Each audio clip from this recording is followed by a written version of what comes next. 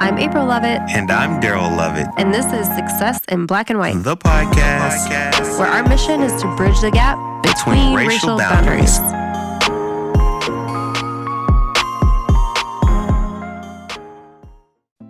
Hey everybody, we are back again with another very special guest.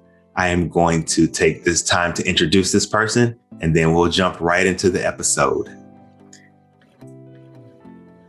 Danny Snow was born into a true Disney family. He and every member of his immediate family worked for Walt Disney World at some point in their careers, learning what it takes to create a loyalty-driven customer experience. Danny took the service principles he learned at Disney to his work at other organizations, quickly earning the reputation of customer service champ. Danny got to know me on the basketball courts at Florida State University while studying sport management. After earning his MBA in business from the University of Central Florida, Danny became the director of marketing for Snow and Associates Incorporated, where he helped grow the family business from a startup into one of the top customer service speaking training companies in the world. His role has brought him into contact with leaders of organizations around the globe, assisting them in making decisions that impact their company's future. As a speaker, Danny helps organizations achieve their goals related to customer service, employee development, and leadership. Danny has been happily married to his wife, Niki, for almost 10 years and is a proud father of two amazing mixed race children. Please stay tuned as we jump into this episode. Hey, everybody. Welcome back to another episode of Success in Black and White. The podcast. We are back one more again. Sure enough, we are. And guess what? We are not alone. We got a cool guest with us tonight. Yeah. Y'all already heard all about him. Part of the Disney family, which we were joking earlier meant like maybe you're related to Mickey Mouse. I don't know if that's true, but it actually could be true with your family lines. Yeah, it certainly could be. Yeah. So we already told our audience that, but we are super excited to have you here, Danny. And I just want to start out, I want to know all about you, like childhood on. Okay. Well, I want to know who you are. And I also want you to tell us how you two know each other, because you and Daryl are very close and you went to school together. And so I want to hear more about that. Gotcha. But let's learn all about you, your roles, your life. Tell us what you love about what you do. Okay. Gotcha. Yeah. Hey, as I said, before you get started, nothing incriminating now. Okay. She tried to set us up. She like, oh, you all know each other. Y'all went to school. Y'all go way back. Tell me all the news. Hey, nothing incriminating. Okay. I got a couple of pictures here I had, but I'll put those away. Oh, yeah. So as you said, I very much a Disney family. Both my parents, my dad grew up in Vermont. My mom grew up in California, but they moved out to work at Disney World when they were 18 years old, ended up meeting there and worked there for 20 years. So I grew up, born and raised in Orlando, and was very fortunate. I had the chance to spend a lot of time out at Disney World. I know that's not the case for many people, but that's really how I grew up. And then like Daryl, though, I think sports was really my life growing up, playing baseball, playing basketball, all through high school. Yeah, my parents used to have to come out and tell me to come inside to go to bed because I was just outside shooting at our hoop at the house. So loved basketball, loved baseball, knew I wanted to do something related to sports. Played 4 years at Dr. Phillips High School here in Orlando, and then went to Florida State and tried out for the team there and didn't make it. And so that's when I kind of realized my basketball dream was over. But it came with a bright spot, though, because I did get to meet Daryl while we were up there playing at the Leach Center, playing basketball with a lot of good guys, and joined the sports management program there, which I think, Daryl, you were very active in that. So this was 2003 to 2007 is when I was there. Thought I maybe wanted to be a sports agent or a coach until I met some sports agents and realized that's not the kind of person I wanted to be. Coaching kids, I coached my daughter's t-ball team, realized it's not something I want to do either. It was a little tough. And so after I graduated from there, I went to get my master's at UCF here in Orlando. And then my parents asked me to go and work for their company. They, as I said, they worked at Disney for 20 years and left in 1999 to focus in on creating their own small business on teaching companies around the world really how to deliver world-class customer service, just the way that Walt Disney World does. So they've been doing it for 10 years, and then the crash of 2008 happened, and the speaking industry, like everybody else, was hurting pretty bad then. So they asked me to come in and do some outbound marketing for them. They had just been going off of word of mouth at that time, and work from there doing the sales and marketing to help grow the company, just the three of us, me and my folks, into a $1 million company come 2016. So went from what was one of the worst years we ever had in 2009 to a record year in just a short span of time. And then I recently got into the speaking side and going on the road, giving presentations, something I never thought I would do.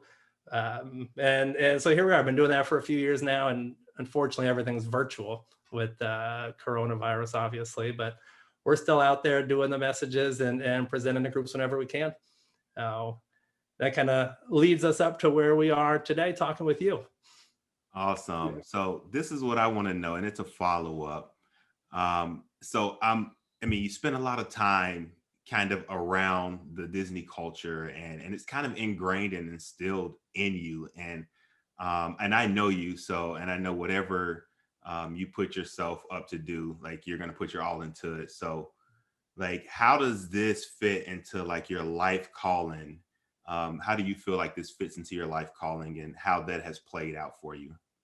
Well, definitely with the Disney thing with my parents. I mean, everywhere we went, service was top of mind. If it was at a restaurant, at a store, it was either that was terrible, here's what they could have done, or oh God, that was great service. So I always kind of recognized that from the get-go. And I worked out at Disney for a short time. I worked on Big Thunder Mountain out at the Magic Kingdom, and so brought that experience to. I worked at the Garnet and Gold store up there at Florida State. Worked up at the Capitol for the Senate Sergeant at Arms. You okay? There we go. Yeah. That'll do it to you. I don't know if you remember Louis Santiago. I think you do, right? He was my boss at the Garnet and Gold store, and he always refer back to me as the customer service champ, because that was just, it brought all the things we learned at Disney and tried to apply that to what we did there.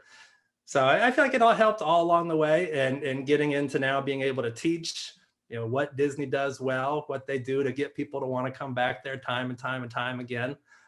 It's really helped quite a bit. And I've had great role models too, with my father, who, he's been doing this for a long time, and he's one of the best there is out there at it. So I had a great person to learn from. Awesome. I love this. I was actually having a conversation earlier today in my role in higher education, we talk about data and data analytics, and we were talking about using a service model. And one of the things that we know, because we know you and you're a friend, but we know that you did, was that you also have talked in our field in higher education. And I'm just curious, I don't want you to give away the book, right? Because we want people to come and book you and to bring you into the organization because you are a highly sought after speaker. But if there's maybe 2 tips that you could give on service model and how to apply that no matter what your field is, what are those top 2 or maybe top 3 tips that you would give to people?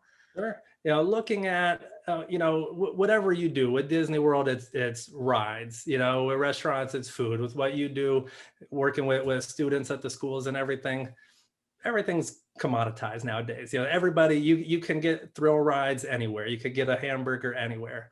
What Disney World found out a long time ago, and what we teach people is it comes down to the experience that you deliver.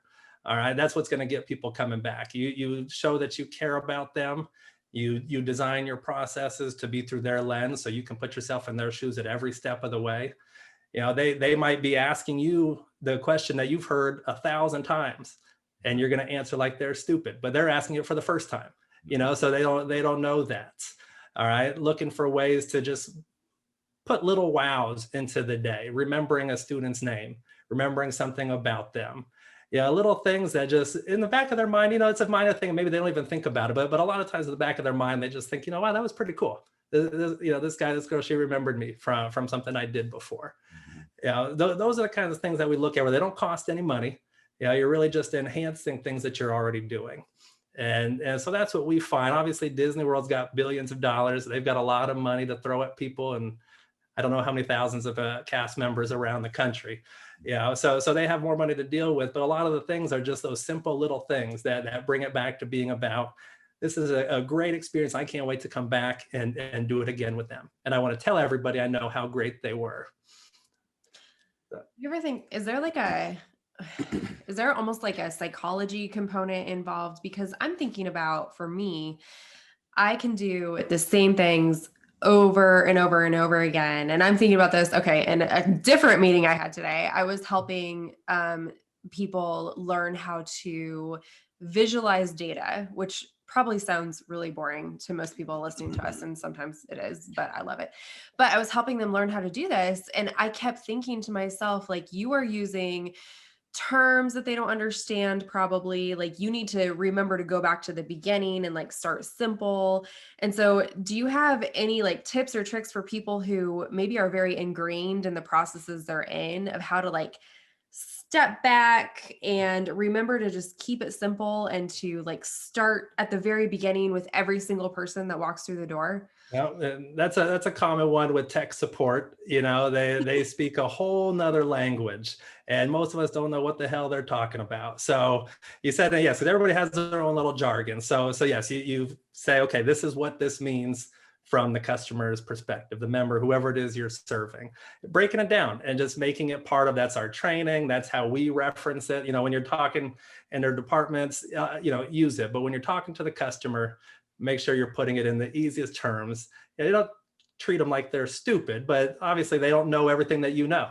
And that's a big thing, is a lot of times, customer guests at Disney walk right by a bathroom every time and ask us where the bathroom is, and say, you walked right by it, but they're sensory overload. There's a lot of things going on. And so you got to kind of take a step back and realize that they don't have all the same information yet that you have.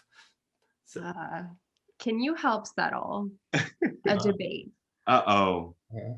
Daryl wins. Thank you. No. Thank you. I know. I shouldn't have done that. I'm going to be in trouble. Yeah. Is the customer always right? The customer is not always right, but they are always our customer. And you need to always remember that. So they could be wrong. Let them be wrong with dignity, though. Don't make them feel bad. So I know we always hear that the customer's always right, and that sounds good and all, but very often the customers are wrong about a lot of different things. And it's okay to educate. That's one of the best things you can do. If you can teach me something I didn't know before, I can come away better from our interaction. That's crucial. That's going to help you to build loyalty from them going forward. Yeah. So you heard it yourself from the expert. The customer is not always right, but let them be wrong with dignity. There you go. Yeah. I'm gonna start. I'm like, sorry, sir, sorry, ma'am. You are not right, but I do spare you your dignity. Right. See how that works out for you. Yeah. I do spare you your dignity. Yeah. No, you say, I understand. Yeah, but no, you're gonna want to go and do it over here. Yeah, No, don't stick your tongue on that basketball hoop. Yeah. Let me spare you the dignity. Let me spare you. Nah. In that case, you have the right to treat them like an idiot. They're gonna do that. Yeah, and especially for us working in higher education, a lot of our, I guess, customers are students. Yeah. So. I mean, with every, I guess, new year that comes in, it's a different, feels like a different generation of students, like almost every year that they come in. Yeah, definitely. Yeah, it does. Oh, I'm curious, because you've started giving speeches and now you're traveling. Well, not right now, you're not traveling. You have been traveling until, everybody stopped. What is the best speech that you've given, and to whom, and why? So if I look at the best overall experience, I think it's the very first presentation that I gave. And it was to a group called the Sailfish Club of Florida, down in South Florida. And so the owner there had seen my father, Dennis, give a presentation at an association earlier in the year, wanted to book him to go and talk to his staff of 50, 60 people or so. It was the first time they had ever done an outside speaker, so they didn't really have much of a budget at all, so they couldn't afford him to go do it. And so my dad, what he always wanted was for me to take over and do the presentations, everything, which I had no desire ever to do. Yeah, that sounded just terrible. But something hit me. This was going on about 4 years ago. Something hit me on that conversation. We normally would, turn it over to somebody else we knew. I said, I'll do it. I explained to him, I am his son. I worked at Disney World. The messaging will be very similar. It's something I've been interested in trying to get to do. Work within your budget. And he said, okay, go for it. And so I'm like, okay, now I got 3 months. I got to learn a presentation. It's gonna be a 75-minute presentation. I gotta learn it. I gotta practice. I gotta get over all my fears of getting up and doing this. And so I was going up there introducing me, and I'm just thinking, why in the world did I agree to do this? This was the biggest mistake. I am so nervous. Where's a fire alarm? Where's something that could happen so I don't have to do this? And I go up, and you guys have done a lot of presentations. You teach, you do it. So I don't know how you were your very first time doing that. My mouth just went completely dry. I mean, from the start, and I was thinking, how can I finish 75-minute presentation like this? And I didn't have any water there with me. And I think the client must have seen what was happening. He went and got me a cup of water, had it, and then I was off. And it was just, jokes were landing, material was resonating with them. There was a lot of the head nods in agreement. There was the majority of people, because never do you have everybody that, you could tell the people that don't want to be there, they're only there because they have to be there. And a lot of times you could win them over, but this time it seemed like just everything was going right. And finished, had a lot of people come up afterwards, oh, I love this example. Oh, this is what we try to do, similar to what you talked about there. And just for my confidence in doing this, that was the thing, is I didn't think I could go up and do it. And it proved to myself that I could at least get over that and go do it. It wasn't necessarily the best presentation itself that I have given, but if I'm looking at the whole entire experience, this was the one that I think showed that I could have a chance to make it in this industry. And so, but if I'm just looking for best programs, there are some other ones that come to mind, but none that have the overall meaning I think that one had for me. What is your number one public speaking tip for people? Because I still get nervous if I have to public speak, and I've given a lot of presentations and taught classes and stuff, and I still get nervous when I get in front of a room. So as a speaker, what's your number one public speaking tip? You sound confident. Go up there, just believe. If you sound confident, I feel like people believe you. If you can get past that part, obviously know what you're talking about so you can get through it. That's been a thing for me, trying to learn the speech. But then if I mess up, so many people are so good, they screw up, but they could go off on a tangent this way, they could go off that way, and you would never even know they made a mistake. For me, it's like, I would just kind of almost freeze so I could remember what I was supposed to say. So kind of learning that just know what you want to say, be confident with it. And I think just the more you could do it, the easier it becomes. I still get nervous doing it too. My father, he was doing about 100 programs a year for 20 years. And I know you want to do a good job. You still get the butterflies in your stomach. You want to make sure it goes over well. So I'm right there with you on that one. Yeah. One of the things, and I'm going to do this for you, you don't have to do it. I'm going to toot his horn.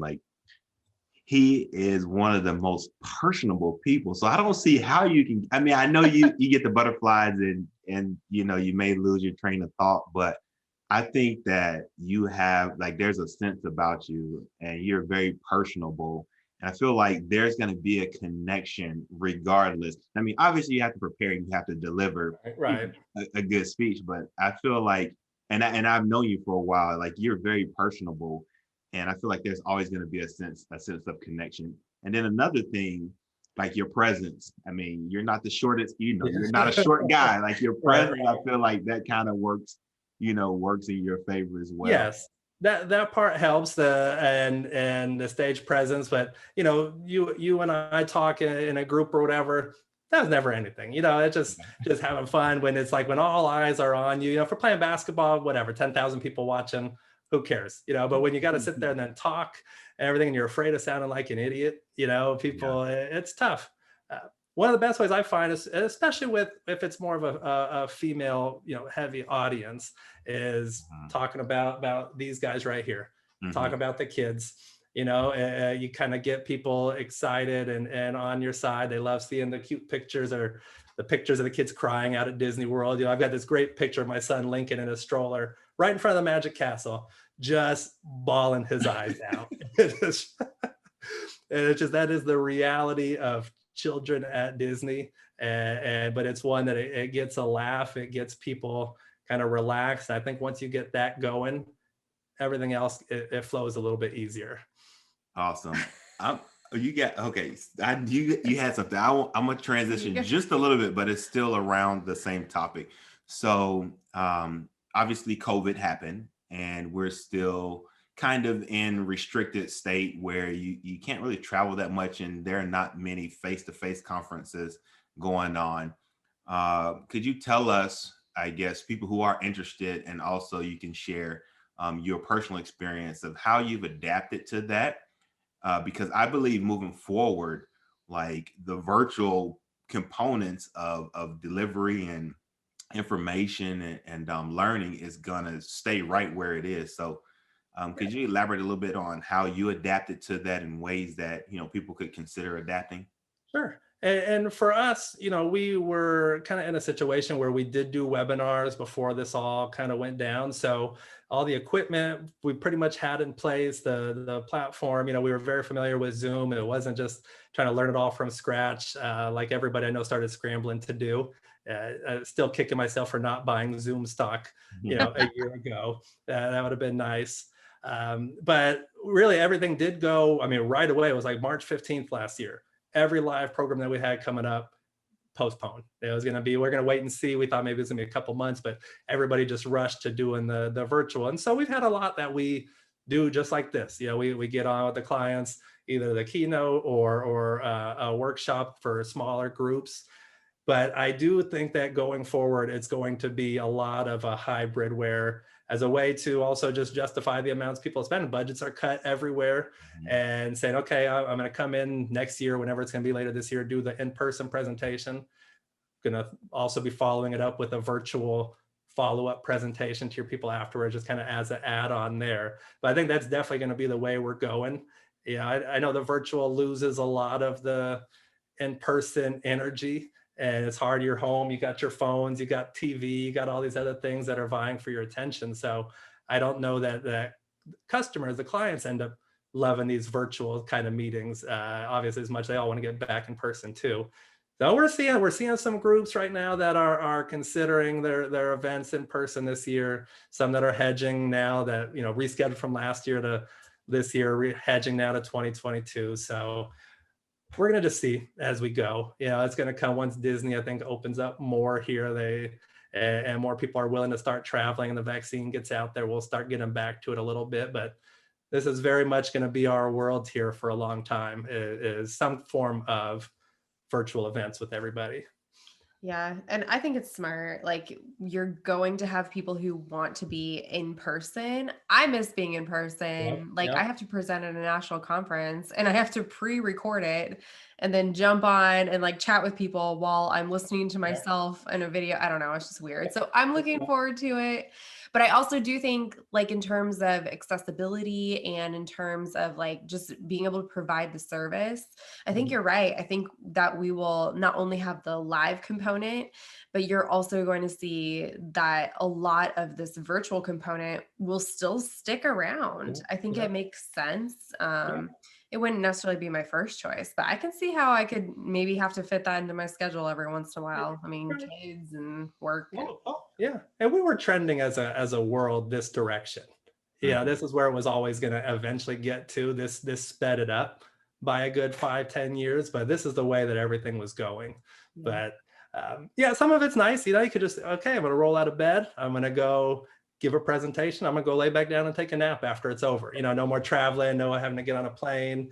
Like that. So there are the benefits to it, but nothing beats being there in person. Mhm. Especially like when you do them through this, if nobody has their camera on and you can't see them.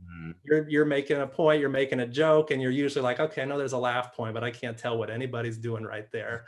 It doesn't have the same impact. No, it doesn't. Yeah. And then if they do have on their microphone, like all the distracting noises, the fumbling and bumbling, and my phone goes off or a computer decides to update or something. It's just Yeah. like, Dogs in the background barking. I was helping a good friend of ours do a virtual presentation for a client in Dubai, and people signing on throughout the whole time, and you just hear talking in the background. So it's a worldwide issue on virtual meetings of that happening. that's not a bad problem though. You heard what he just said to myself in Dubai. We had some clients over in Dubai we did a presentation. I know. for. I was helping. I was helping. It wasn't my client, yeah.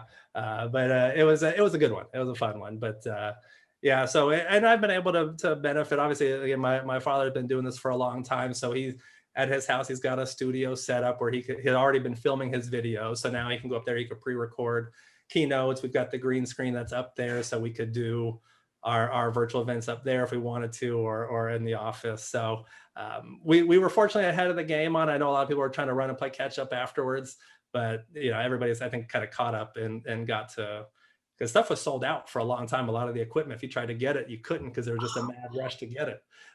So a lot of different microphones or good webcams, especially, those were like the first thing that everybody rushed out to get.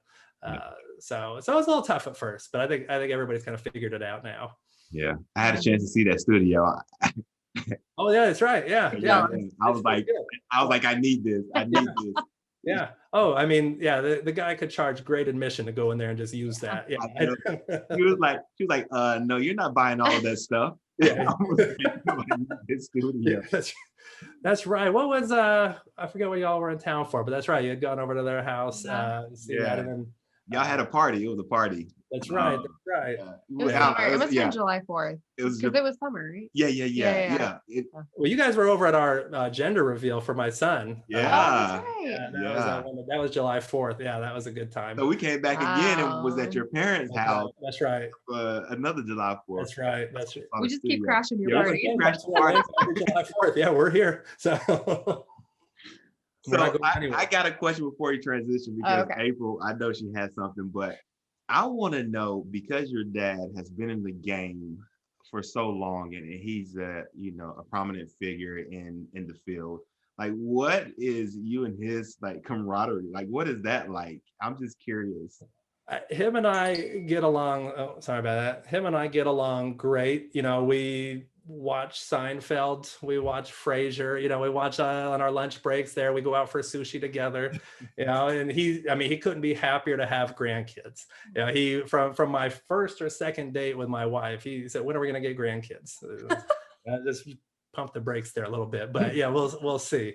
But he loves it.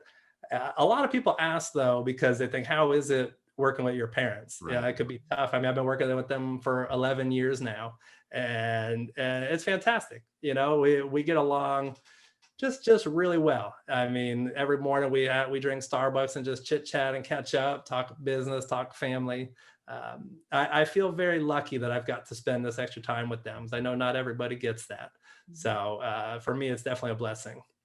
Awesome. So that's cool. Good. That's good stuff right there. All right. I think he kind of set us up for where you were going. I know. He set us up for where you were going. You did well. We'll have to just bring you on as an extra co-host. There you go.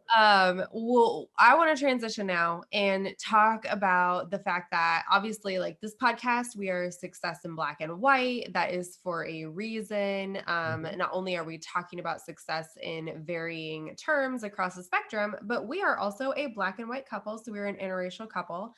And so are you. You are an interracial couple with your wife and have an interracial family. And that is an important topic for us as we really try to tackle, justice, equity, diversity, and inclusion on this podcast as often as possible. And so we have questions for you about your interracial relationship. First of all, tell us, start at the beginning and tell us how and when and where you met your wife. Nothing self-incriminating. Yeah. Everybody knows the story. It was on our wedding website. So it's my favorite one. What's that? It's my favorite story. So we'll keep with the July 4th theme because it was downtown Orlando. July 4th, it was 2008. I was just recently home from Florida State and went out downtown with a couple friends to celebrate. And one of my buddies just had a little too much fun, a little too much to drink, and was refunding his purchases on the sidewalk out at Wall Street. And I said, you know what? I'm done. I'm out of here. I'm going to hand you off to one of the other guys we're here with, and I'm going home. And as I went to pass him off, my wife, Niki, call her Niki, either one works for her, but she happened to be walking out as I was walking in to go drop him off. And she goes, "Hey, you're cute. You want to dance?" And I hate to dance, but I had had enough to drink that I was like, yeah, sure, that sounds like a good idea. So we danced for a little bit. She asked for my phone number, and I'm sorry, I asked for hers, got her phone number. She's like, "You should totally call me." And so I texted her that night because she had had a lot to drink too. Wanted to make sure she wasn't going to forget me. And just, yeah, I didn't wait the 3 days. I don't care about any of that stuff. It just said, this girl is cute. She was nice. I want to see her again. So we talked pretty much every day from that point on for a few hours. And now we're married going on, it'll be 10 years this November. 11/11/11 is when we got married. So yeah, going on 10 years almost. So it's been a great adventure. She's amazing. She works her butt off too, and she's doing what she can to survive this crazy time right now. She works at the Waldorf Astoria here in Orlando out at Disney. So yeah. So that's the meeting story. And we gave a shout out to my friend that was the drunkard out in downtown Orlando on our wedding website as the reason we met. So yeah. And I love that she works in hospitality because I didn't realize until this is the power of social media. But I didn't realize until I became friends with her on social media that her and I have we have similar contacts that are good friends of both of us. And I'm like, really? Yeah. oh, well, that's really cool. So small world. It really is. It really is. And she actually just told me today they just hired somebody. I forget the position, but it was a guy I played basketball with in high school. So she's like, "Hey, do you know so and so?" I was like, "Yeah, he's our new director of something here." So it is crazy how it ends up working out like that.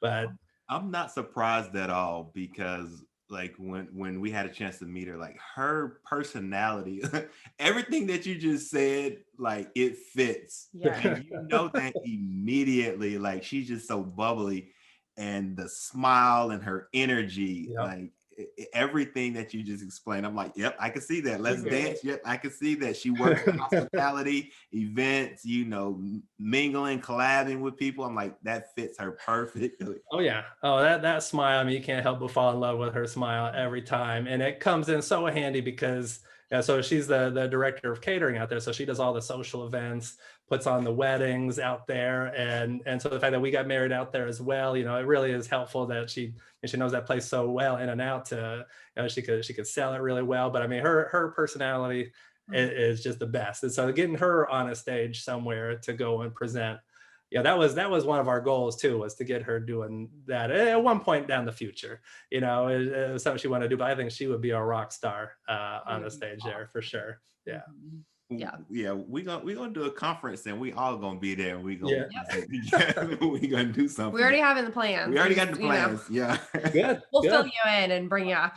Sounds great to me. Well, I want to know, in this current climate, I guess a lot of people are having I don't know, I guess you would call it a reckoning. I know for me, there's been, since I have been with Daryl, there's been a lot of like self-education and also just this kind of like, I am experiencing the things that he goes through. And so there is a form of empathy that I have and a form of just understanding that I think a lot of people in the world could use right now.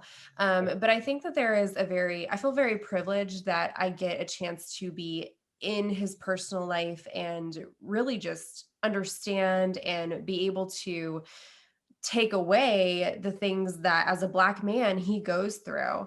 And so I'm curious from your perspective as a white man in America, what is what has being in an interracial relationship done to kind of shape your perspective of current racial events or historical racial events, or even just the relationships that should be happening Right, or right. are happening in America?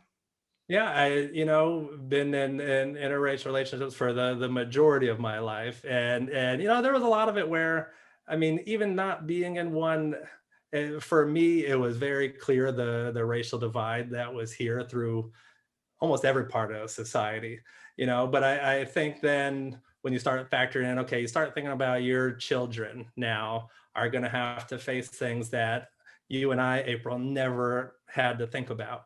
Our parents didn't have to tell us, if you happen to get pulled over, this is what you need to do. You need to do this. My wife, Daryl, her families have had to have, and countless others across the country have had to have that conversation.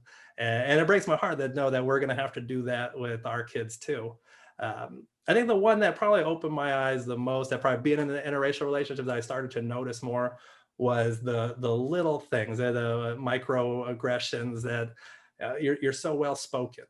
The people will say, my wife had told me, that her name being Nikitra, so people then talk to her on the phone for the first time. I didn't expect you to sound like that.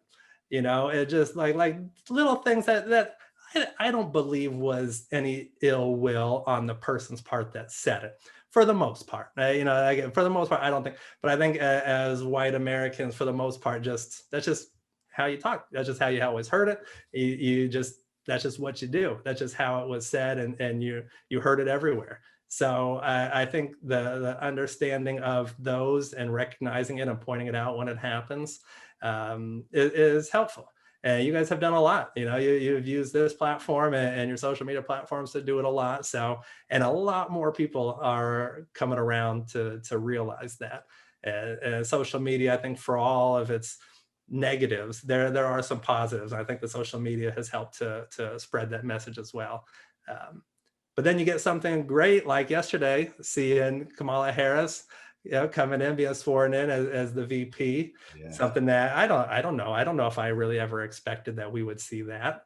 And then after Obama a while back, it's like, can think that my kids, all right, you guys, you can really do anything you want to. So there's progress, and I think the world is going to start looking a lot more like our children, as we get a little bit more to the future here. That's going to be more the norm. So I'm excited. There's a lot of work to be done on a lot of it. I think a lot of education for everybody. I think we could all learn more too. But that's kind of been my experience with it. But we seem to learn something new every day. So. Yeah, I love that. And I mean, there's so many different ways that my brain can go to follow up to that. But I do want to touch on the microaggressions, because for me also, that was something that, like, it's easy to maybe put out of your brain, like the really like violence and, I don't even know, macroaggressions. Is that what you would call it? I'm not sure. But microaggressions on a daily basis, I really never had to take into account or think about. And, just living with this man and seeing the things that he has to think through that I would never in my life have to think through.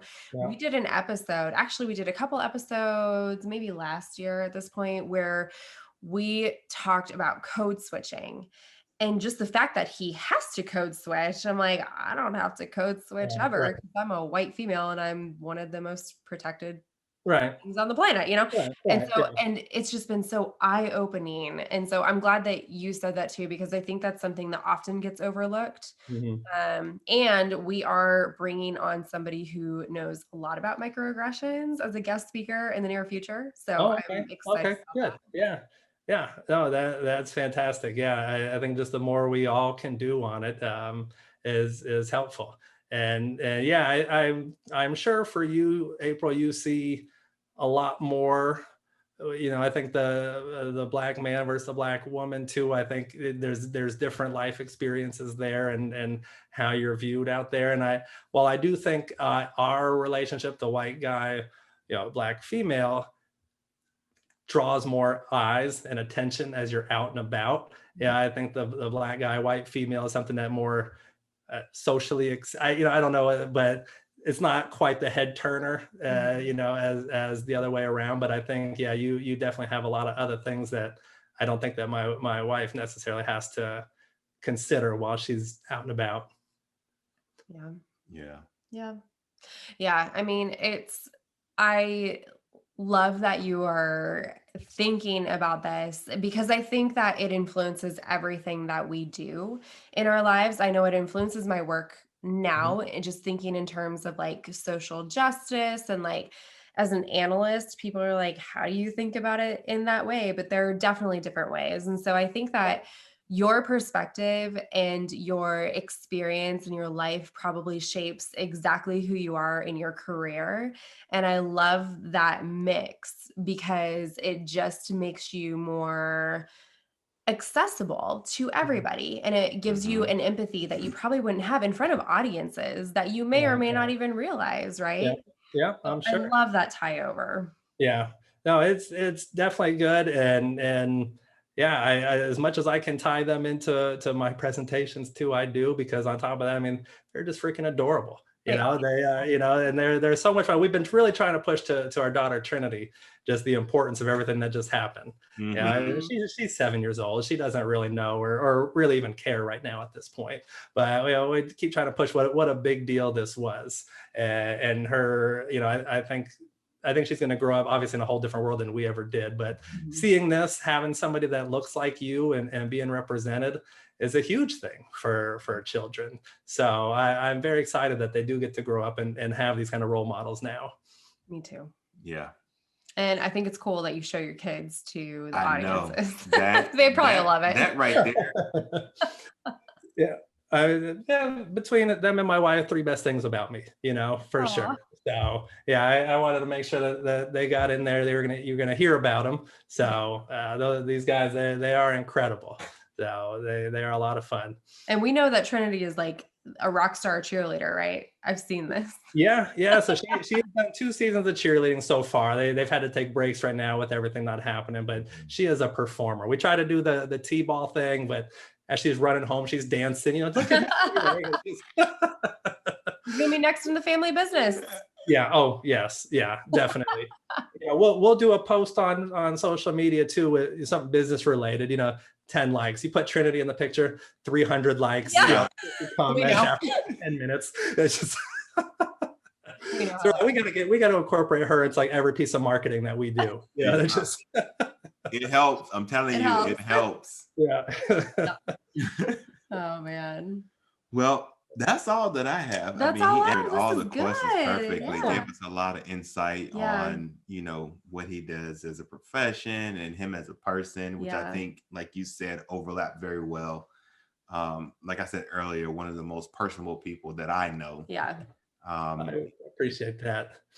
If you're interested in bringing in someone to speak about Oh, service, man. like don't even look anywhere else. This is it. This is it This right is here. it. Don't even look anywhere else. This is it. What we're gonna do is we're gonna give you a chance to share with everyone how to find you, how to contact you, what the best way to do that is. So we'll give you a chance to do that now. And then if you have any last minute things, you can, drop that after you tell the people how to reach you. Sure. Yeah. So www.snowassociates.com. That's our website there. You could find me on Instagram at Danny Snow Speaks and Facebook at Danny Snow. I'd love to connect with anybody there and share. We've got virtual training material, dealing with the lessons from the mouse is what we call them based on our background with Disney. So we've got virtual training programs, we've got books. We do the live or virtual training programs as well. So yeah, we'd love to hear from you. You can email me to danny@snowassociates.com. So I appreciate you both having me on here. I've loved you guys. April, I've been really enjoying getting to know you over the last couple of years. Daryl, we had a lot of good times on the basketball court up there. And I just appreciate you. You have always looked out and stayed in touch with me. It means a lot. And I love to see how well you guys are doing too, and the family you're raising. So thank you for having me. I appreciate it. Yeah. All right. Anything else? That's it. All right. Well, until the next time, Bye. we're out.